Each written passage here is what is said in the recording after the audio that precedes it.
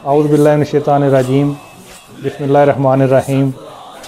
हुज़ूर अकरम सल्लल्लाहु अलैहि वसल्लम ने इरशाद फरमाया कि क़यामत वाले दिन मैदान में उनकी हुस्न अहलाक से बढ़कर कोई चीज़ भी भारी नहीं होगी और अल्लाह ताला बदज़ुबान और बेहुदा गोई करने वाले को नापसंद करता है।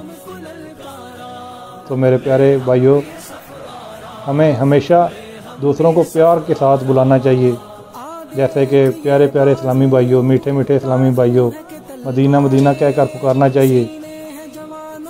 लेकिन इस तरह दूसरों को होए कहकर या किसी को बदतमीज़ी से नहीं बुलाना चाहिए। तो स्नैक वालों ने एक हैशटैग निकाला जिसमें कहते हैं कि होए छोटे, तो इस तरह मुझे ये अच्छा नहीं लगता। तो हमें हर किसी के साथ प्यार से बोलना चाहिए, प्यार से बुलाना चाहिए। अल्लाह ताला अमल की तौफीक दे।